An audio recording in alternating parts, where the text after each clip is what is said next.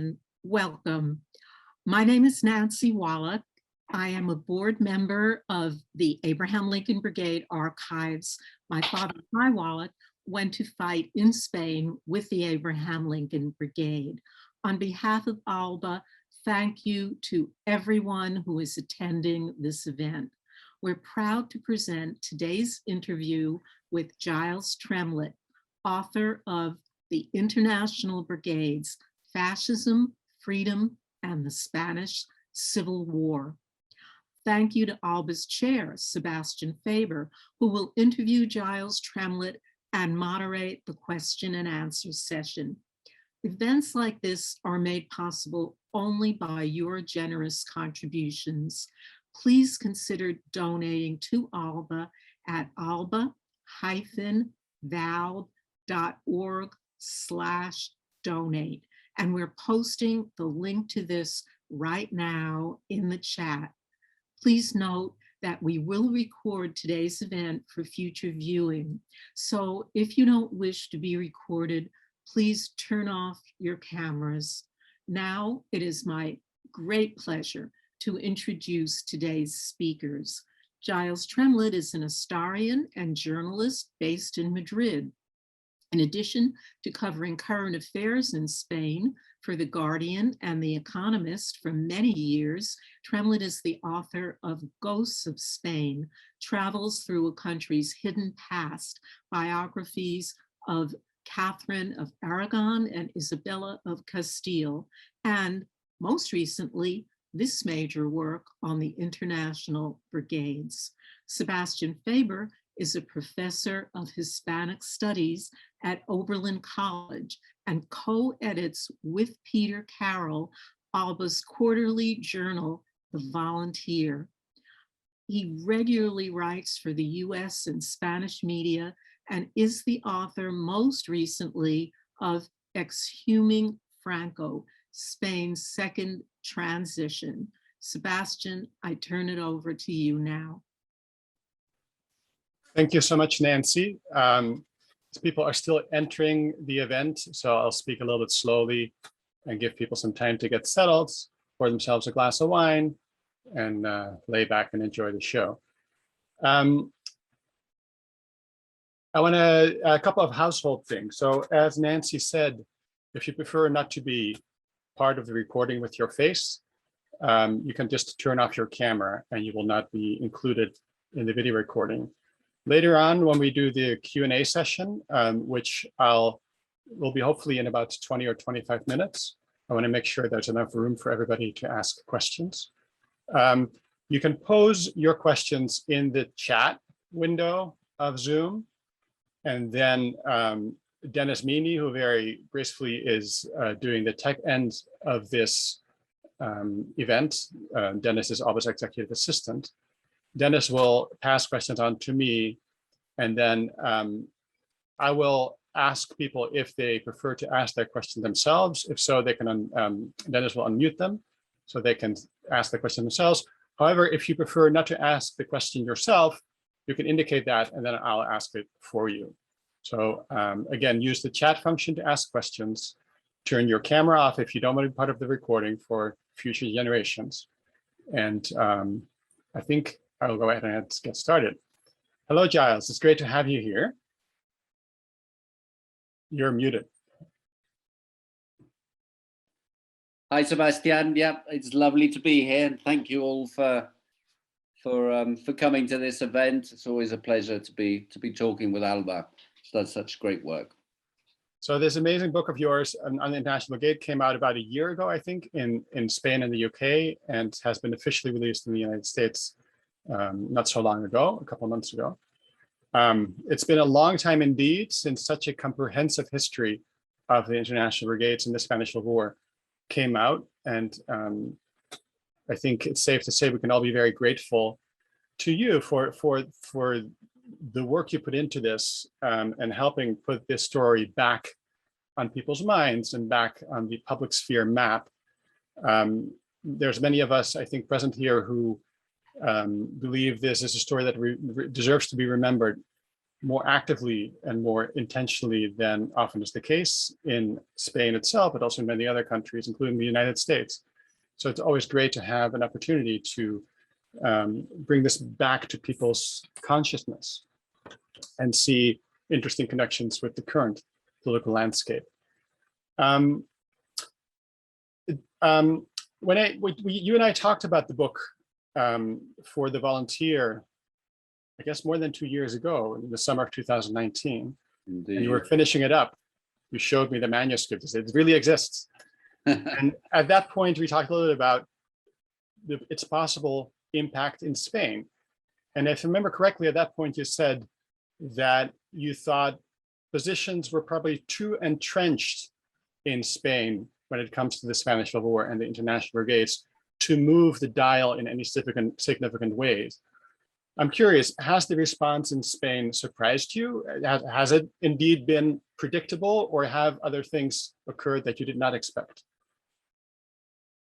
Well, I think the reaction has done actually both things in different ways.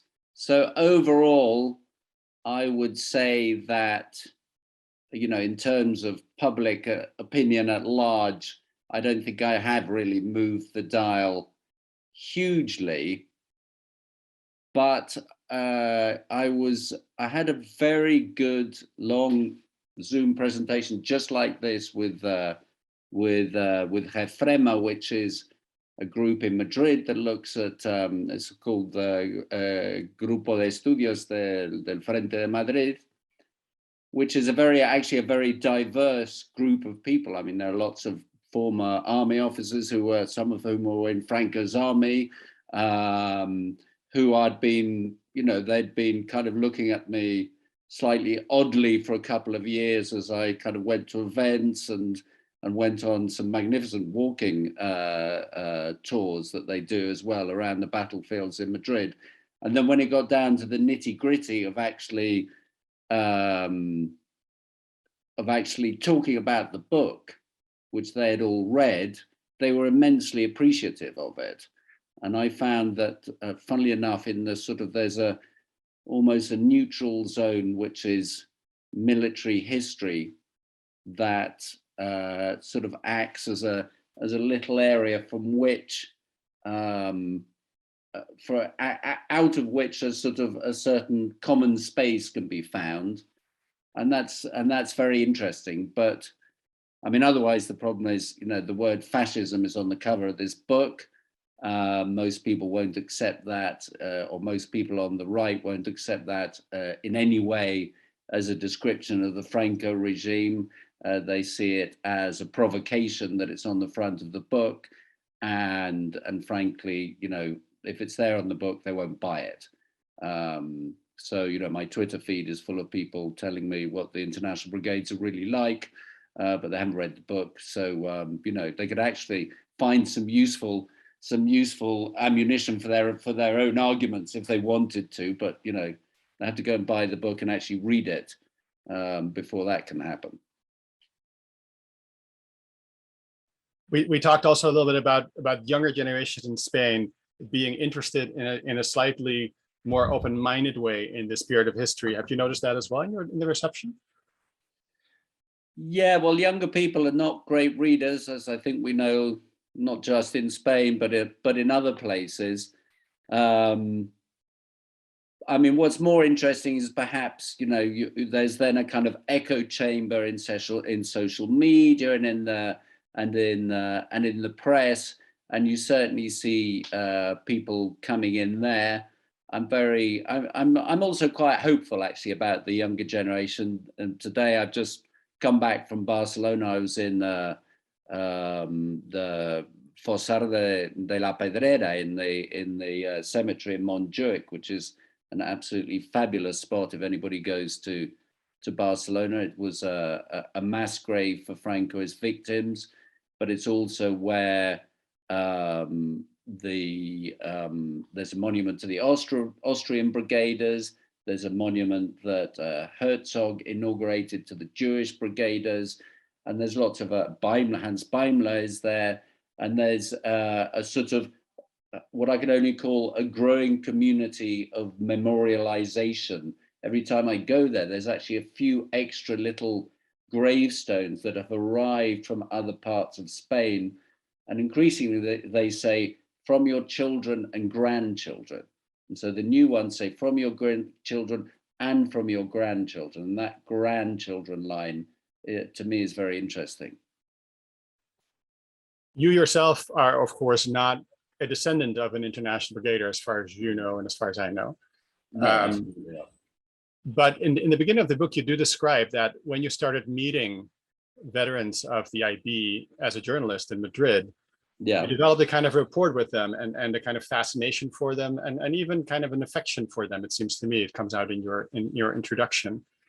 I'm curious to what extent this affectionate feeling you had toward these old men and women who did this sort of hard to imagine thing in the 1930s, how that prompted you to write the book in the first place, but also what kind of role that affection, admiration, fascination played as you were writing it. To what extent at one point did you have to bracket it, put it to the side, or did it move you forward? I mean, how did that personal relationship to these people determine the shape of the book or its tone, or to what extent did you have to consciously turn it off?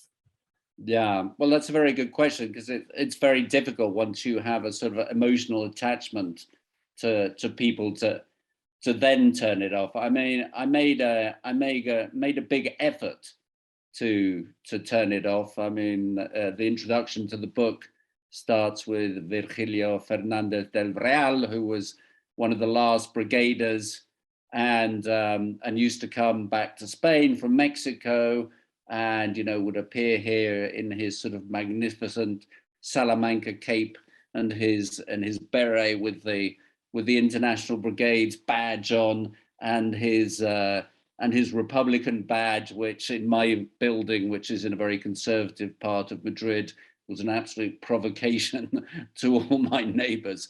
And of course, I felt deep affection towards him, because he came here and he was ill, and then he came to my house to recover for a couple of weeks, and so I really had to sort of damp down on that. It was very difficult. In fact, one reviewer said, no, this in a conservative newspaper in the Times in Britain said, this book is magnificent, but ignore the first chapter, because he thought I'd been slightly too emotional in my first chapter. I'm not sure that's really quite the case, but anyway, it's not a bad thing to be honest. And this is something I always try and do when I'm writing, to be honest in that opening chapter, in the introductory chapter, to actually let people know a bit about where you're coming from, because all this stuff about history is entirely objective, as we know, is not true. But so I think it's useful for people to know, where you're coming from. When I've written about Spain, often I've said, listen, I'm an Anglo-Saxon, I'm not a Catholic. All these things are really important to know. And I try and leave it there for people to accept as a kind of my personal frame for what I'm doing. But did that still continue to shape the book as you wrote it, that emotional attachment, or did you find ways, or did you feel the need or the obligation to turn that off? No, I definitely felt the need to turn it off and the obligation to turn it off. So I did turn it off. And, sometimes when you turn it off, you worry about, what people will think, because, people who like the brigades are often very deeply passionate about it, and are also very deeply argumentative about it, such is the nature of the beast, shall we say. And so you kind of think about that. But no, essentially, I wanted to do the International Brigades, warts and all. I thought it was really important to provide the full perspective. And also, just as a basic belief, I think things are not believable unless you show all sides of them, or unless you also show the sort of the more difficult sides, or the bits which aren't quite so beautiful, because nothing is perfect. The international brigades are not perfect, and things that are presented as perfect are just not believable anyway. But you came in to this project, was it 30 years after the end of the Cold War officially. One of the things that we always notice in ALBA is the extent to which the Cold War interpretive framework continues to be active as soon as you touch the Civil War. And what you describe, these kind of entrenched preset interpretations people have, it seems to me in your book you try to move beyond that demonizing or idealizing framework. How hard was that in practice to do that? Because of the sources, or just because of everything surrounding it? What could you find a kind of a space that was not either or? Well, it was difficult on various levels. I think you touched on the two most important ones. One is just on the basis of how you treat the sources, how reliable you find memoirs, especially. You know, the brigaders wanted consciously to write their own story. They did so right from the very beginning. They did so within the frame of the sort of classic, nowadays we use propaganda as a word. In Spain, that's not actually such a big word because it just means publicity. But, you know, they were consciously shaping their own narrative all along.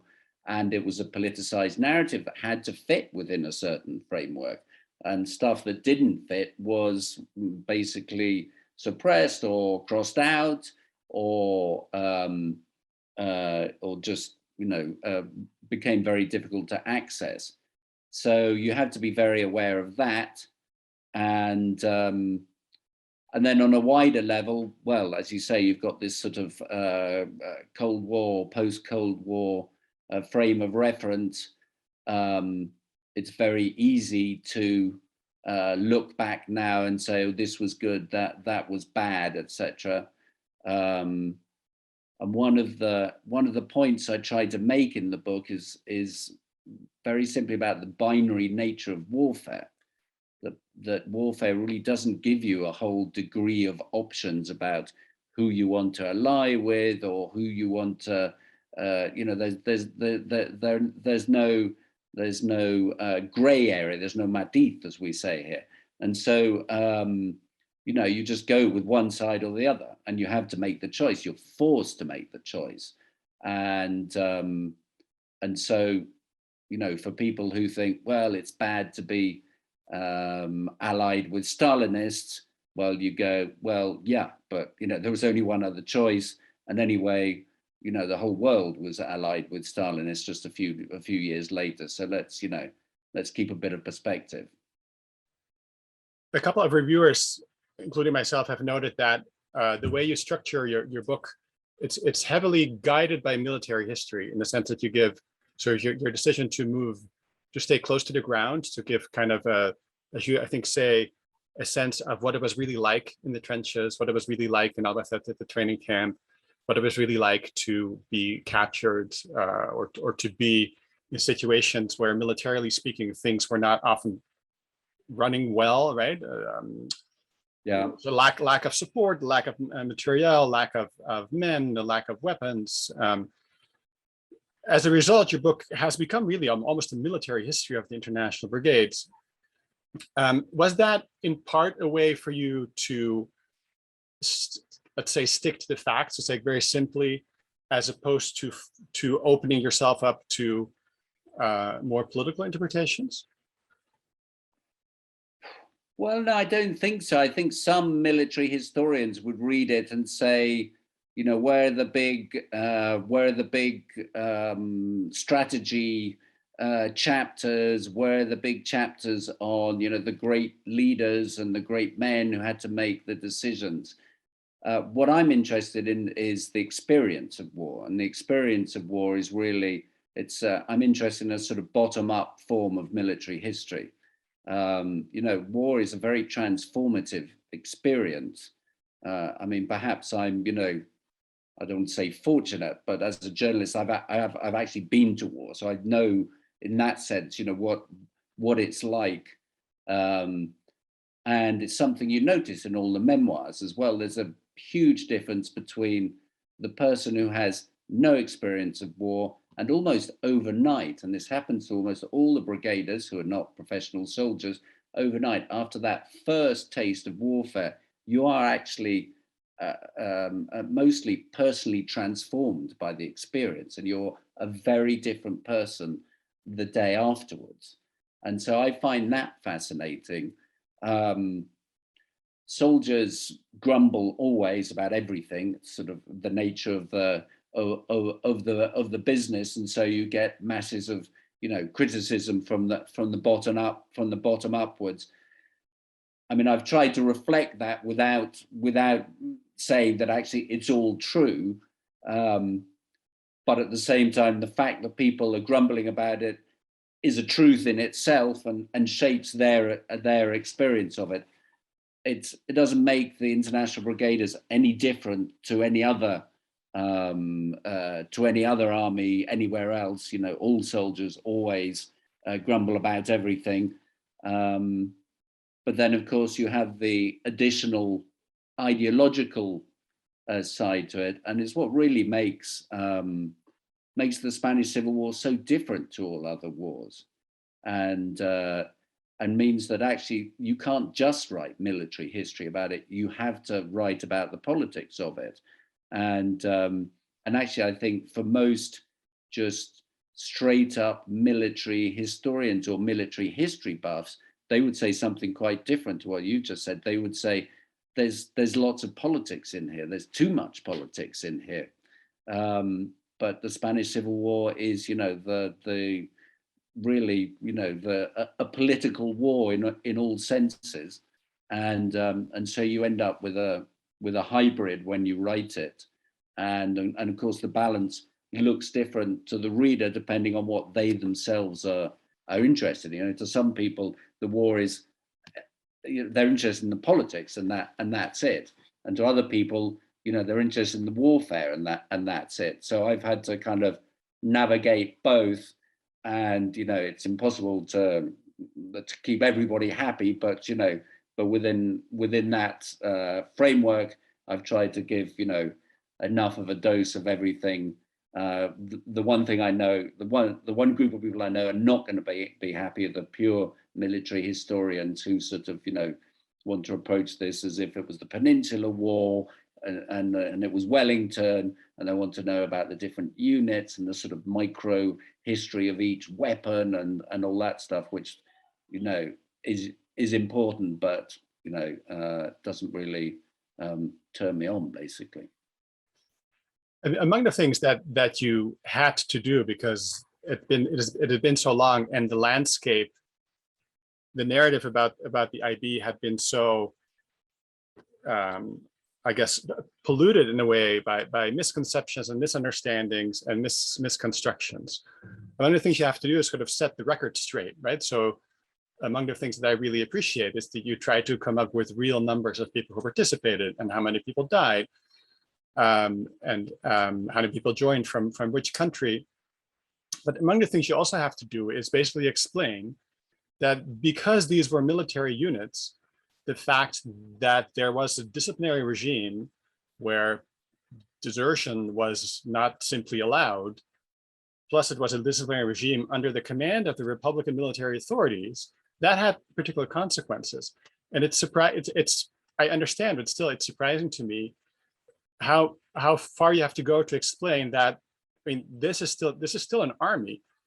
Yeah, I'm wondering that misunderstanding of, like, as if in the IB there should be no discipline. Does that come from a Cold War attempt to take simple military givens and turn them into a demonizing narrative, or is part of it coming from the volunteers themselves who didn't quite understand what they were getting into in that respect?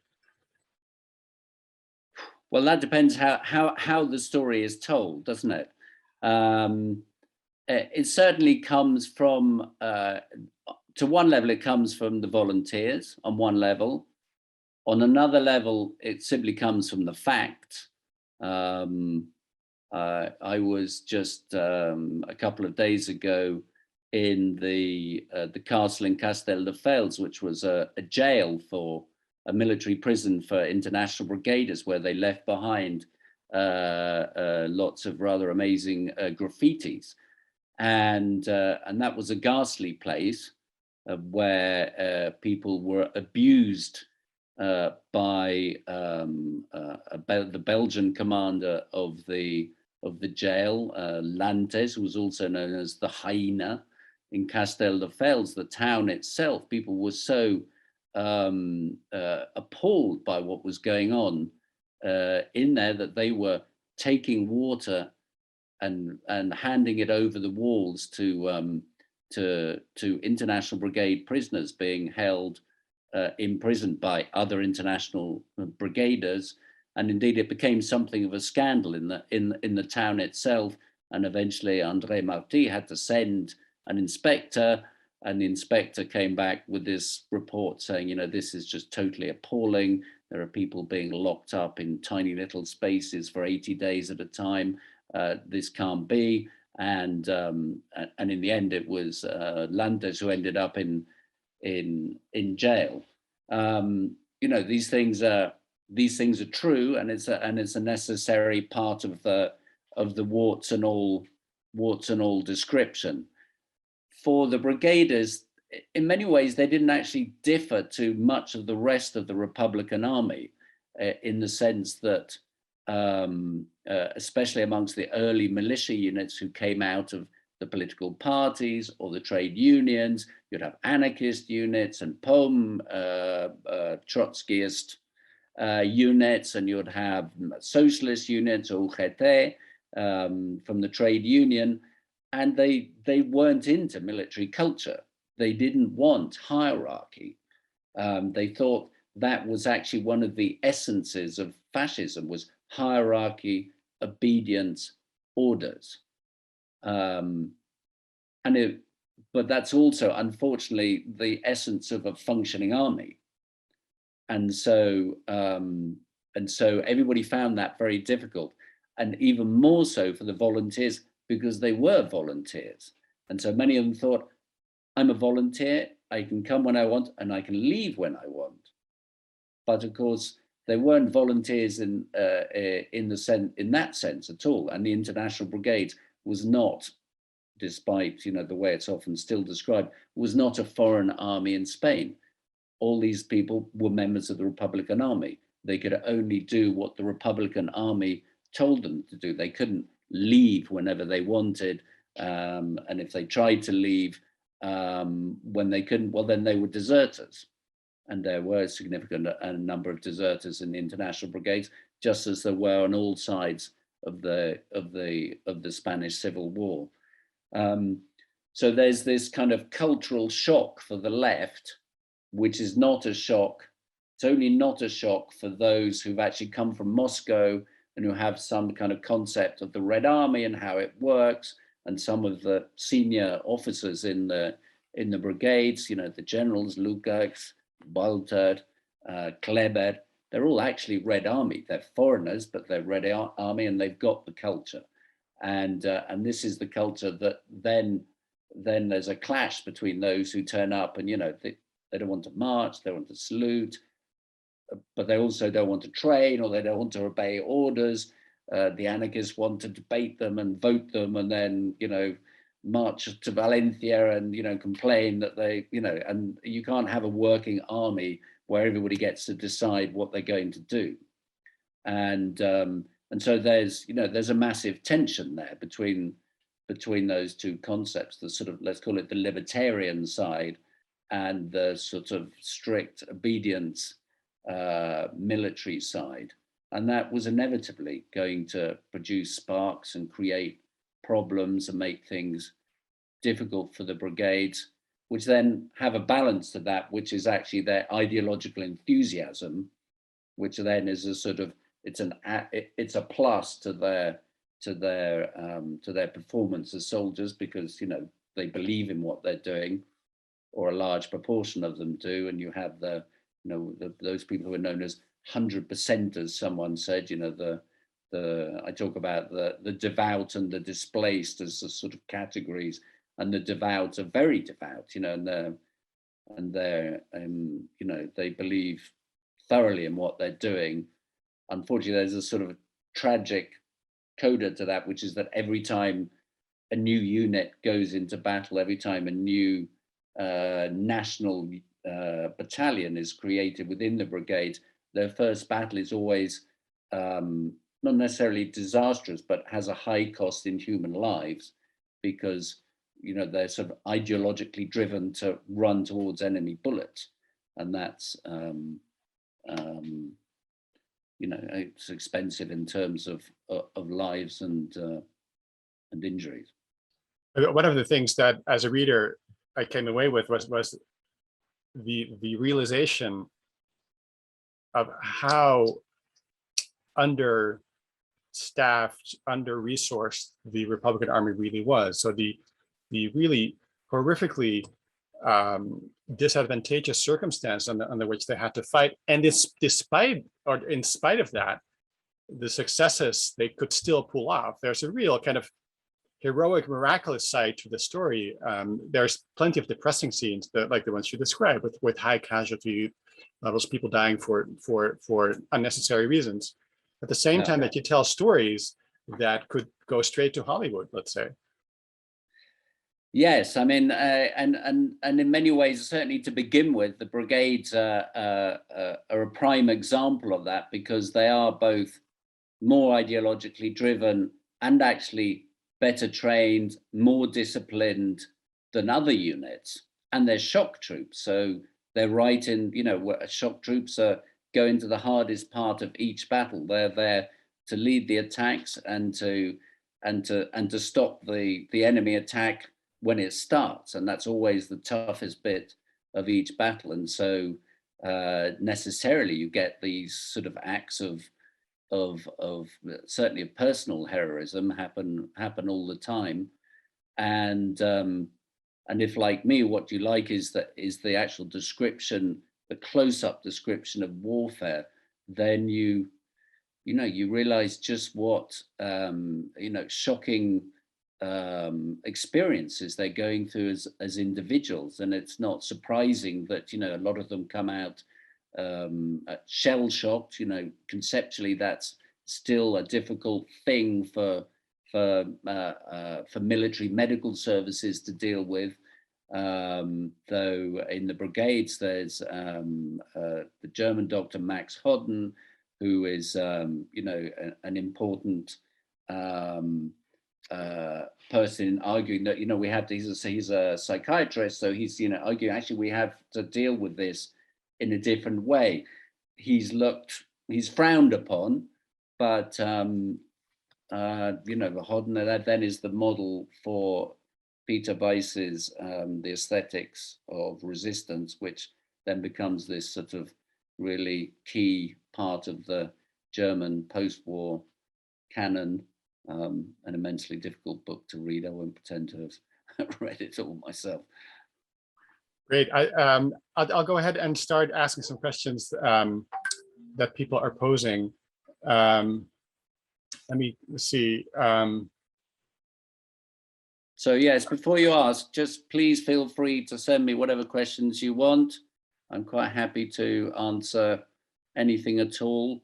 Okay, I want to start with a question from Robert Schaefer about the word fascism on your cover. Robert, do you want to ask the question yourself, or do you prefer that I ask it? You can ask it, Sebastian. It's right there. All right, thanks, Robert. So Robert asks, Giles, given the controversy on the right, as you say, and to an extent among scholars, about characterizing Franco's regime as fascist, why was it so important to put fascist on the cover of the book, included in the title? Yeah, okay, well, I mean, I made a very conscious decision to put fascism on the cover of the book. I could have put anti-fascism, and that might possibly have been a slightly more accurate in the sense of what I was trying to express. But I'm thoroughly aware of the debate about whether the Francoist regime was fascist or not. I don't consider it fascist. I think it was, as Paul Preston once said, far worse than that, in the sense that it was just heavily reactionary. Franco himself was just a deep-seated reactionary. And from an almost non-ideological basis to pursue the sort of violent course that he pursued is in many ways worse. It's less understandable.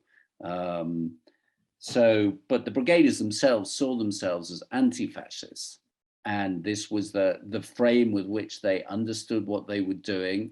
It's why the communists were not there to pursue a communist revolution in Spain. I mean, obviously, they would have been delighted if in the end there had been a communist revolution, but they were there to win the war. And on the other side, there were plenty of fascists. In fact, if on the other side, if 2/3 of Franco's air force had not come from Germany and Italy, the war might have ended very differently. So in that sense, they themselves were pursuing an anti-fascist war, which was very consciously always expressed in those terms. And, people often say that the International Brigades lost. And I actually argue that they were pursuing 3 different battles at the same time, and that they actually win 2 of them. So one which they obviously lose is the Spanish Civil War, because they're on the losing side. Franco wins, Spain becomes a dictatorship which lasts for 40 years. Fine, they certainly lost that one. Secondly, they were anti-fascists who, in their long war, because they kept on fighting, my last chapter is all about the sort of the post-Spanish Civil War history of the brigades, which I would be delighted if someone wrote a much longer book about, a book in itself, because it's extraordinary. And you see how they operate within the partisan units, what their importance is, even inside, camps like Auschwitz, where they're the ones, in the end, when the Americans turn up, they say, well, the guards have gone and the International Brigaders in the camp organized this sort of last minute resistance against them. Or they join, the US Army or the British Army, or if they're allowed to, which of course is another issue. But the point is, by 1945, they've won. Global fascism in that sense, I mean, it hasn't been entirely defeated, but Hitler and Mussolini have been defeated. In a way, Franco is the only holdout. So at that stage, they've won their battle. It's just that they started their battle earlier. And so the third battle for me is they're trying to win an argument. And their argument is, listen, fascism will have to be fought with weapons. We will have to fight individually, people from Western democracies or who believe in whatever, in communism or whatever, will have to fight fascism with weapons. And while they're doing that, the rest of the Western democracies are embracing non-intervention, which after all is simply the beginning of the story of appeasement. And so they're trying to win an argument, and that argument is, listen, we have to fight fascism with weapons. It will be the only thing that we can do. And, the Spanish Civil War ends on April the 1st, 1939, exactly 5 months later. We have the invasion of Poland, World War II, and suddenly we're all anti-fascists, including all those people in London and other places who, weren't really that anti-fascist, a year or 2 earlier. So to me, they win that argument, they win their long war, but they lose their short war. They lose their Spanish war, and that for them obviously remains this sort of cross they have to bear, and and they're terribly sad about it. But if you look at the larger perspective, they've won their anti-fascist war. but also they won the argument that they were asking people to engage with while they were fighting in Spain. Thank you. There's a question from Josie Urich. Josie, do you want to ask it yourself, or you want me to ask it for you? You can ask it, Sebastian. Thanks. So Josie's asking about the relative space that you give to the American volunteers in the book. She noticed that it's relatively small, the space that you dedicate to the Lincoln Brigade, let's say. Was it a conscious decision? Did you have a lack of sources? Can you say a little bit about that? No, that was a very conscious decision. When you look at the brigades as a whole, the truth is that, you know, the Lincolns are amongst the last to arrive. They turn up at the end of Jarama. Before that, we've already had Lopera. We've had, you know, all the battles of Madrid, the University City, Boadilla. You know, a lot of things have happened by that stage. So just simply in the timeline, the Americans can't actually come in, because this is a history of all the brigades. It's a global history of a transnational army where the Anglo-Saxons, we aren't the most important part of it. We all tell the story through our own international brigaders. So the British, you know, we tell the story through the British battalion. The Americans tell the story through the Abraham Lincoln Brigade. The French tell the story through their volunteers, etc., etc. And that's perfectly normal. But actually, this is a transnational army. You know, it's all mixed up. There are many more Poles than there are Americans. There are many more French than there are Americans. You know, there are Germans and Italians, and more so than there are Brits.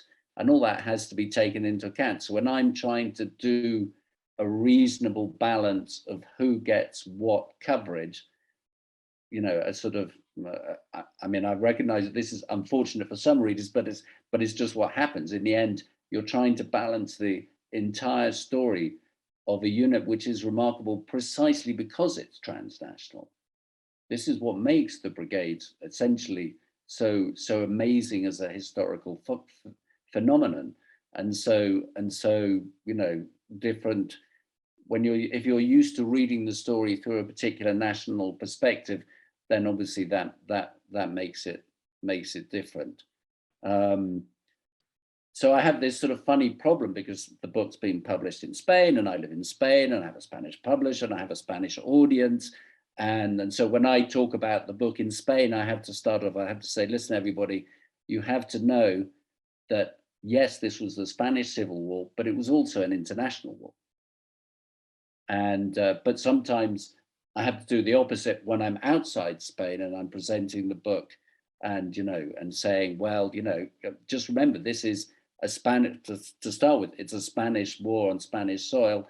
And within that, there are the international brigades. And within that, there is, you know, there is your particular national unit. I did a presentation with Paul Preston, and Paul sort of eventually said, well, of course, you know, I'm a historian of the Spanish Civil War. The international brigades are this little bit, you know, in the corner of the whole story.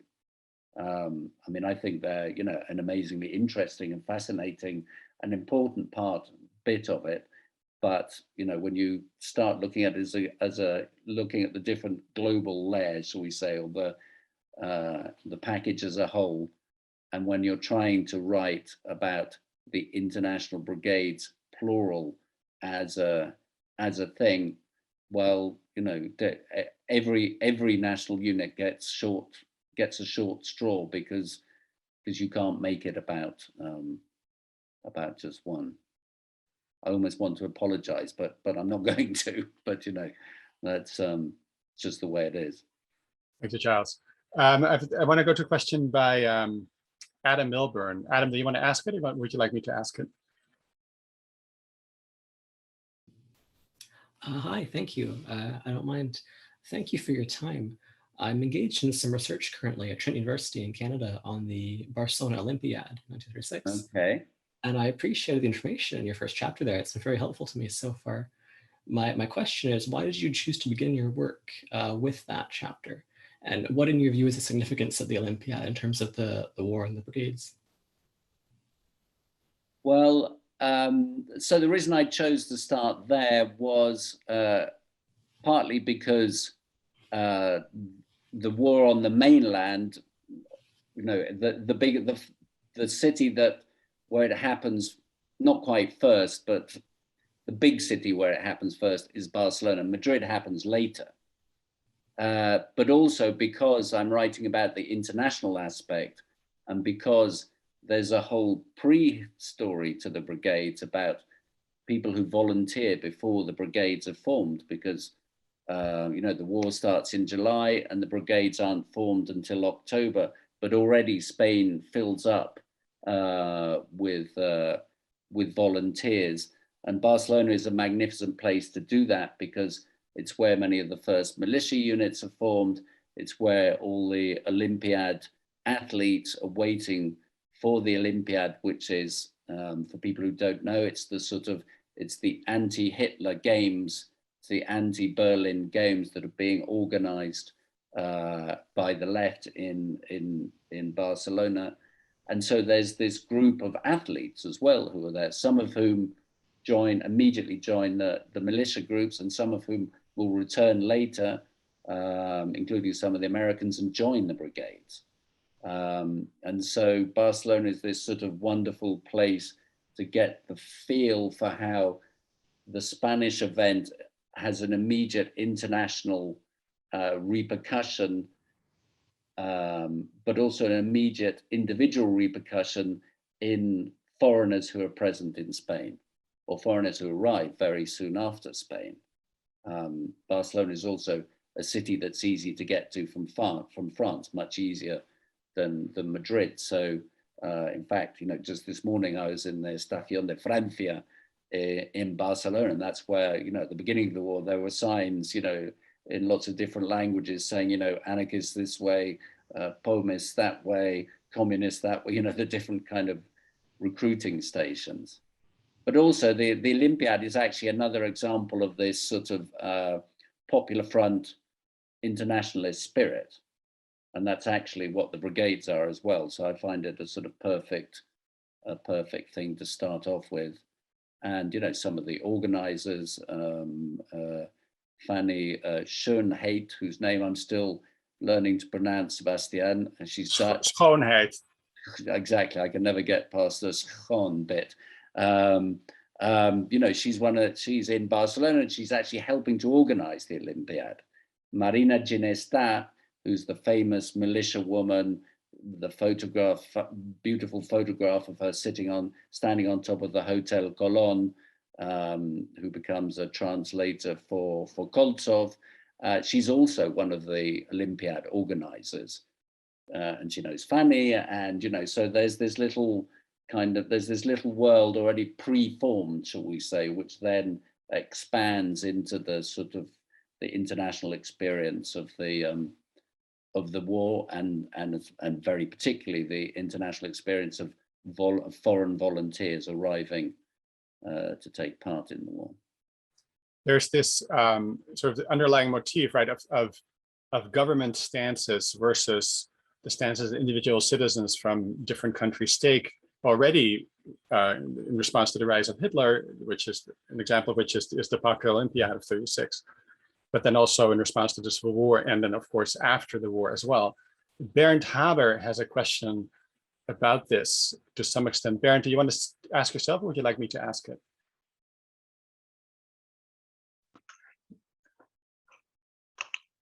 Yes, I would like to ask the question. Can you hear me? Yes, Bernd. Yes.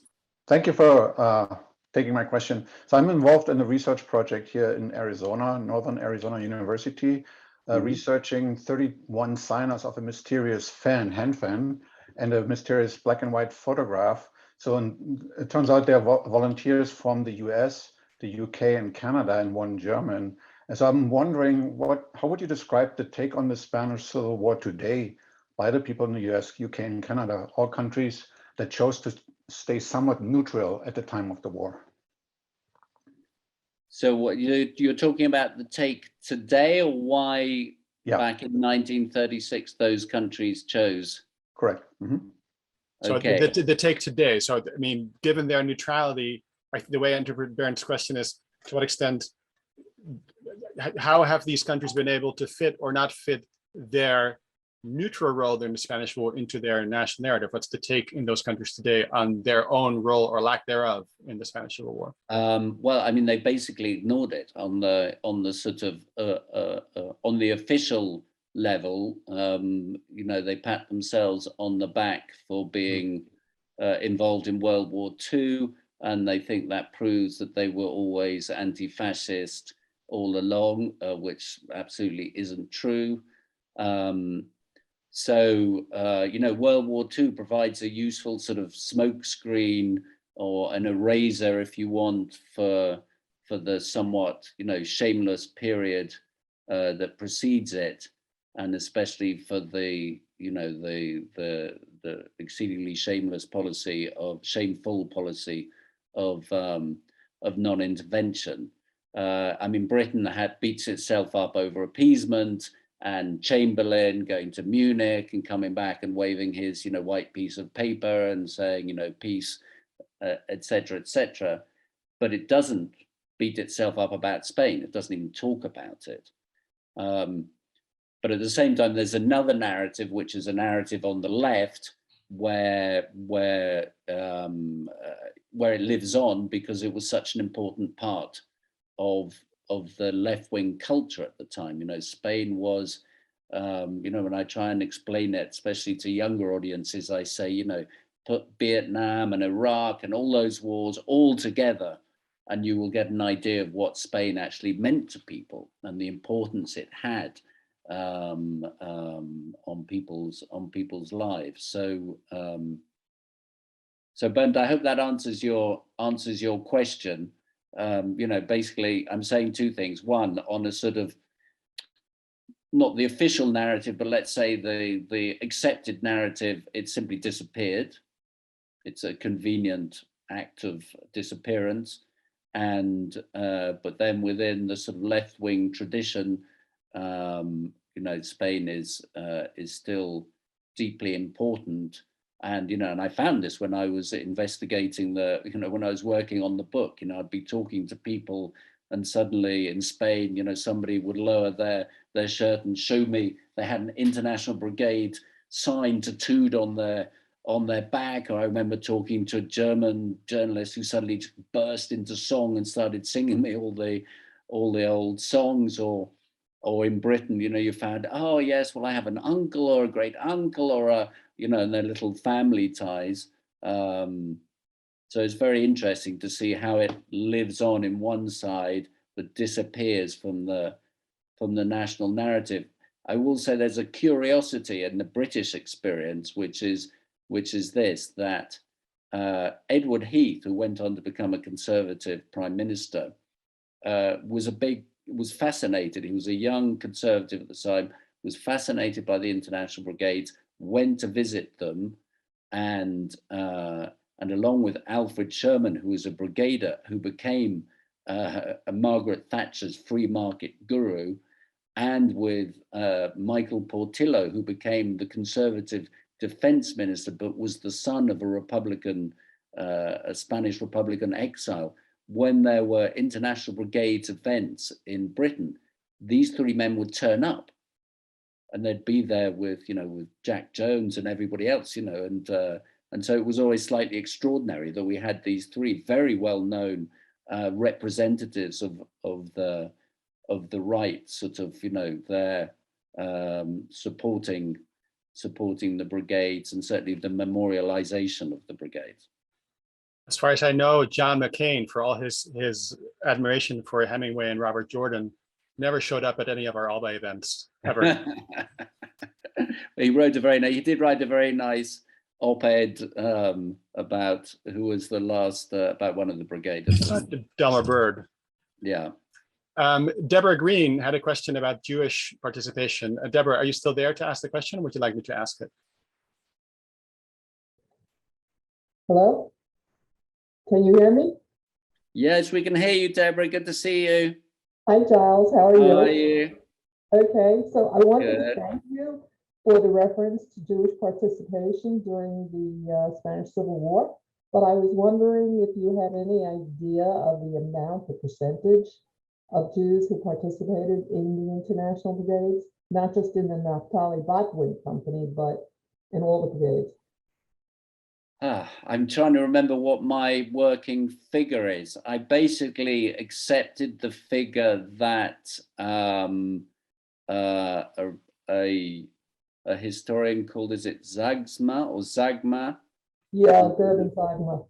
Yeah, who actually brought, as I remember, it sort of brought the kind of traditional percentage down a bit. I'd have to look it up. Because the research I'm doing is showing me 25 to 30%, but you've got like one paragraph, although I really appreciated the paragraph. We got, I think my working number is 10 to 15%. I'd have to go back. No, it's not. I'll look it up as we're talking, and if you don't mind, I'll just get back to you I don't while we're mind at all. talking. By the way, I wanted to tell you in reference to your comments earlier about how you were looking to see what happened during World War II with regard to the brigaders. I wanted to let you know that the reason I haven't sent you my proposal yet is because I expanded the book from pre-Spanish Civil War to what was going on in the world in general with respect to the Botwinists, Spanish Civil War, World War II, resistance, partisans, etc. Okay, so as you all know, Deborah and I have a thing, and we've been talking about the Jewish brigaders, and she's been in Madrid and she's doing lots of research in New York, which we're looking forward to eventually. So I can send you my proposal. Okay. Okay, thank you. Cheers. Thanks, Deborah. A question from William Ruckheiser. William, are you there to ask, or should I ask it for you?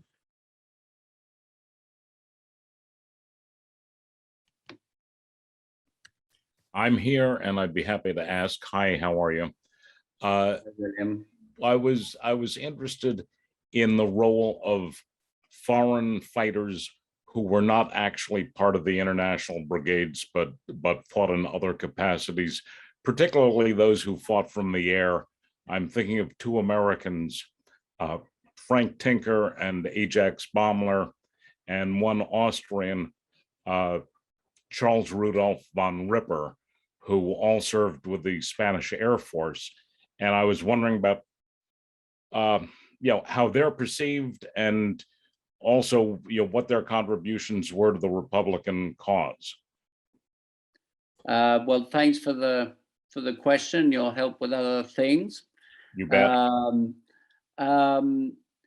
So, I mean, they're accepted as important players. Of course, part of the early, particularly early on in the war, when Malraux organized a squadron, foreign pilots were extremely important in Spain and in the Republic.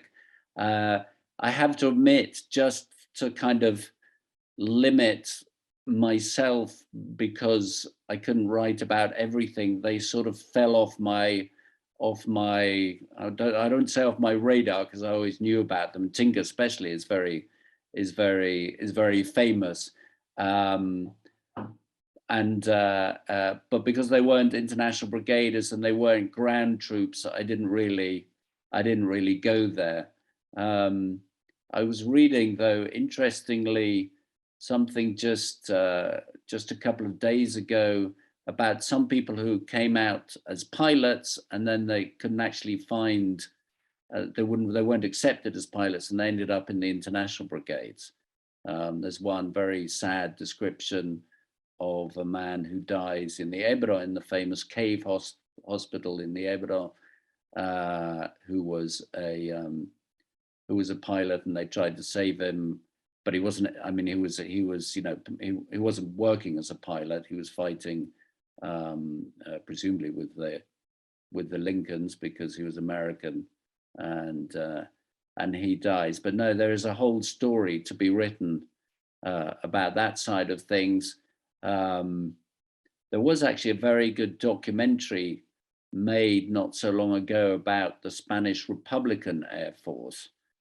And I saw it at the time, and I can't actually remember much being said about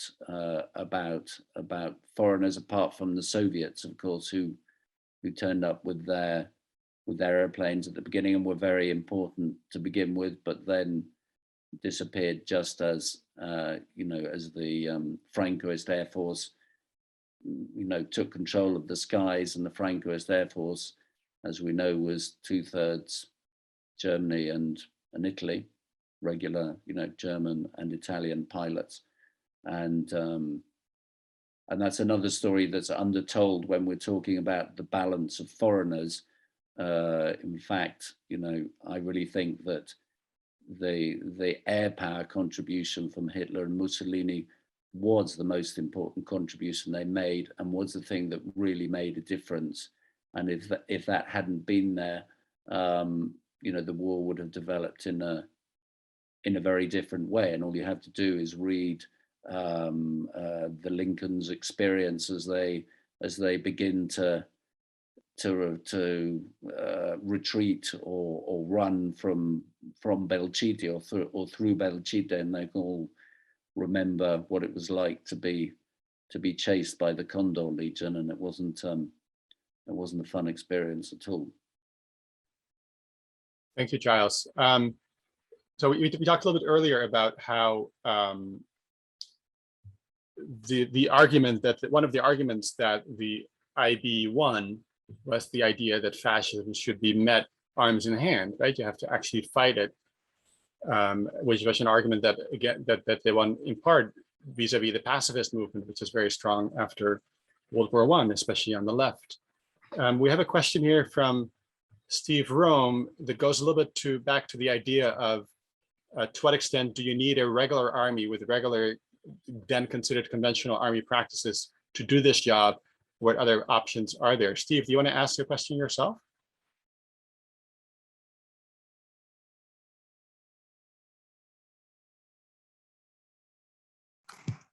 Sure, I would. Thank you, Sebastian.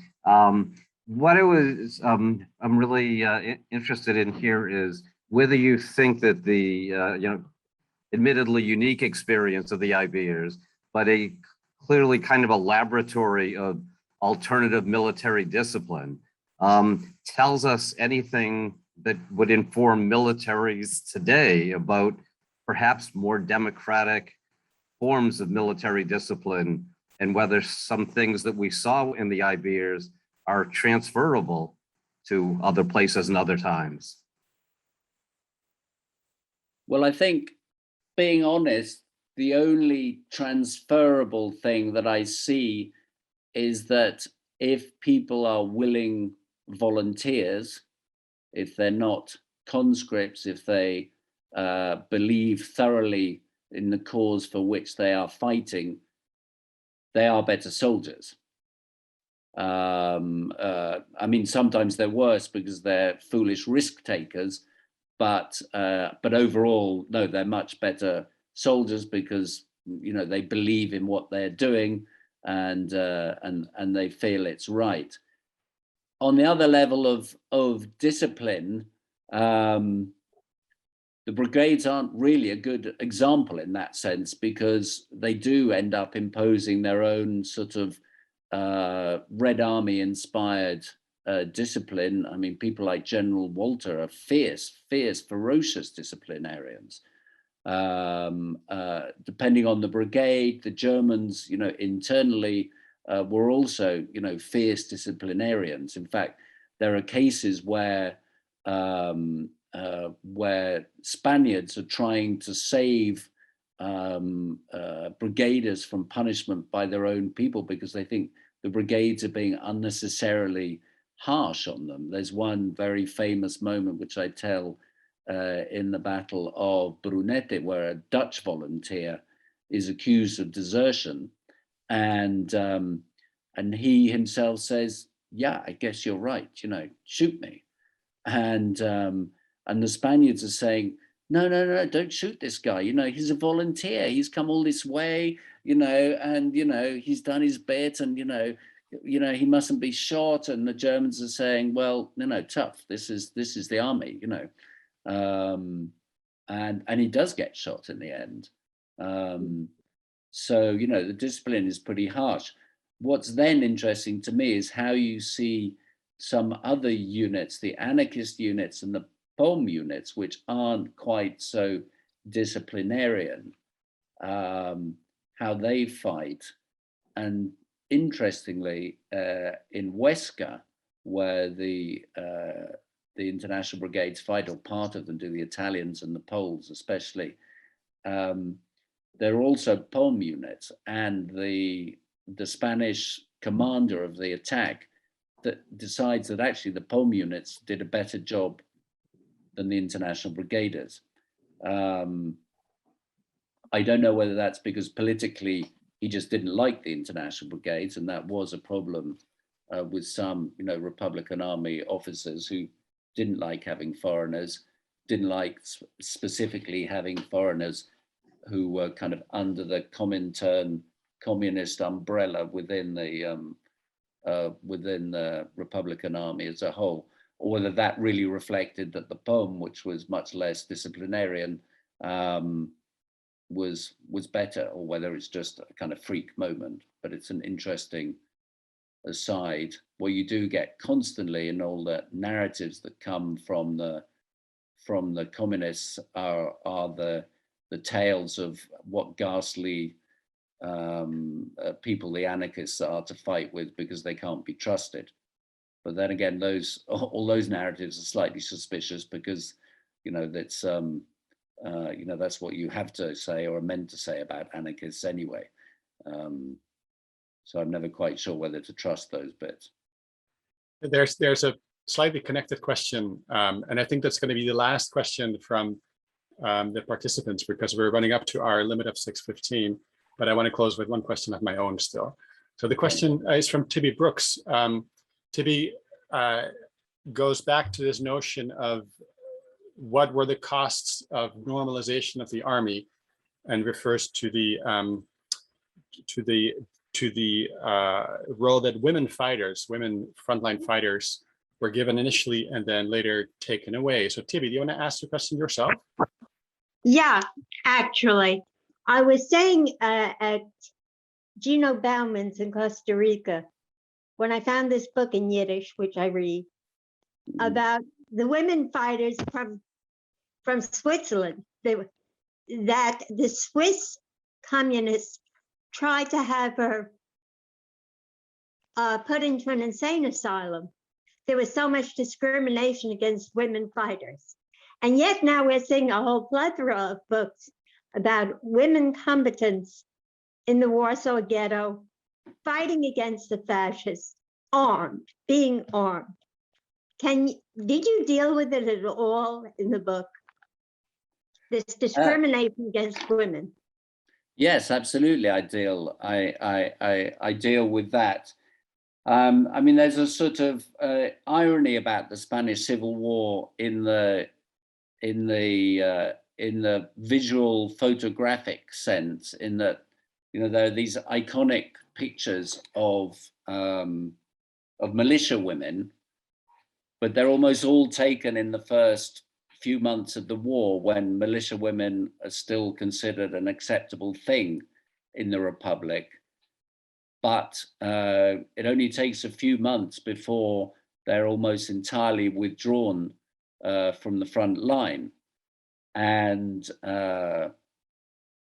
in the brigades, you know, women were the tasks that they were allowed to do were, they were nurses. They were, well, obviously in the one case, you could be an ambulance or a lorry driver if you were a tough woman, like it's Evelyn Hutchins, isn't it? And but she's an exception from the rule. Nurses, yes. Doctors, yes. Office staff, yes. Frontline, basically no. unless you were a doctor. There were some sort of doctor commissars who got quite close up to the front, but otherwise no. And you know, one of the stories that I've told, which doesn't often get told in association with the Lincoln Brigade, but Merriman tells the story herself of when she is sent off on she's a sort of trusted personality around the brigade. So she's sent off to vet some people. She's sent off with a couple of brigade officers. They stop overnight, and she's raped by one of them. And you know, and she has this dilemma the following day: do I say? Don't I say? And she decides not to tell because she thinks it's going to start a sort of internal war within the brigades. I mean, if I was going to put a name on the rapist, I'd probably say Arthur Koestler, because he was a rapist anyway, as we know from his later life. Andre Marti, the head of the brigades, was, you know, a terrible misogynist. Terrible, you know. He really, you know, he would. I mean, he wasn't violent towards women, but he was verbally violent towards women. And that culture, which theoretically was there of equality, in practice just wasn't there. It really wasn't there. And that's where the poem becomes interesting, because if you read Mica Echever, who was an Argentine French woman who ended up actually commanding a poem unit, and she actually takes in some communist militia woman who said, you know, they make us do the dishes. You know, we want to fight. And so she takes them into her unit. So that story is very complex, but it's also true that it hasn't actually, that the basic work of doing the history still hasn't been done. And I know someone here at the Complutense University who's been working on it, but you know, there is still an awful lot of work to be done on the, you know, on the role of women during the Spanish Civil War, and the different ways that women are seen even within the different factions on the Republican side. I mean, actually in the Spanish Republican Pavilion in Paris, when they had the expo in Paris in the summer of 1937, that's when Picasso paints Guernica, and Guernica is first put on display. There is actually there's also a display of two pictures side by side. One is of a militia woman in her overalls, looking, you know, vigorous and affirmative, and the other is of a woman sort of weighed down with all the clothes and the jewelry of a very traditional outfit, which in my memory must be from Salamanca or Zamora or Avila.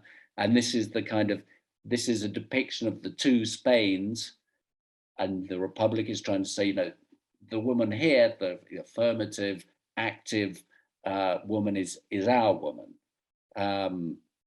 But the reality, I'm afraid, was quite different. Thank you, Giles. We're close to our ending time, so I want to ask you one final question before I thank you and we say goodbye. And my final question has a little bit to do with this dilemma. When do you stop? When do you go on? The one we have now, but I'm sure we could go on for another hour with all these folks. Indeed. We cannot do that because you're past midnight in Madrid. In the utopian world where you would have had another 100 pages to fill, what are you most sad about having to exclude for space reasons, and what would you have liked to include in your book? So I think, in all honesty, I would have continued the final chapter, which sort of looks at the different post Spanish Civil War stories, to see specifically the role that brigaders played politically across Europe, especially during the Second World War and after the Second World War. When you look at the regimes in East Germany, in Poland, in Hungary, in Albania, in Yugoslavia, you actually find that they're a sort of, they're an elite. They become, the survivors of the International Brigades become an elite within those countries, at least to begin with. Some of them will then fall foul of the sort of internal, of the infighting, and there are purges, the Slansky trial in Hungary, was that Czechoslovakia? Sorry, there are trials in both Czechoslovakia and Hungary where international brigaders are very prominent, where Jewish international brigaders are particularly prominent. And we'd have to ask a whole lot of questions about that as well, but then also about what their role is within each regime. We know, for example, that the East German Stasi is founded by a brigader, and it's run by a brigader for virtually its entire existence until the very end, until the Berlin Wall crumbles. You know, that's kind of shocking, but it's fascinating as well. And then I'd also like to know whether their networks functioned, because these people all knew each other. And so within the Iron Curtain countries, how much contact was there between them, and how much did the networks that they'd formed in Spain actually create or not create dynamics of cooperation? And even if you go over to Western Europe and you look at the trade union movement, and you see the role that Italian brigaders, French brigaders, British brigaders take, there's some of the senior trade unionists across Europe are brigaders as well. And so I think there's somewhere in there, there's certainly something to investigate. I don't know what the conclusions would be. It may be, well, they were all, you know, that was their political leaning, and inevitably that was sort of where they were going to end up. But something tells me there's a bit more to it. There's so much coincidental evidence that there must have been ties of some kind. And so I would dearly love to have done that. And, you know, if any of you have PhD students who are looking for something and can speak 25 languages, of course, then go for it. That's a great answer. I want to, before I think I'll do that in a second, I want to apologize. I want to thank everybody for joining. I want to apologize to everybody who asked really wonderful questions that we didn't have time to get to. That's kind of inevitable, but it's still too bad. I want to thank you, Giles, for your generous participation, answering all of our questions, again, for writing the book. We hope to continue talking to you as next books come out. But for now, thank you very, very much. And thank you to everybody for joining. I'm Sebastiaan Faber. I'm chair of ALBA. If you like this program, please consider donating to us. We are a 501c3 nonprofit. Your donations are tax deductible, and every penny you give us, we're using to the good end of educating America and the world about the Abraham Lincoln Brigade and the Spanish Civil War. Thank you again, Giles. It was really terrific. Well, thank you, all of you. Thanks for listening to me, Sebastiaan, Nancy, and Dennis for being there. And it's lovely to talk to you all. And I hope we shall meet again. Okay. Bye. Bye.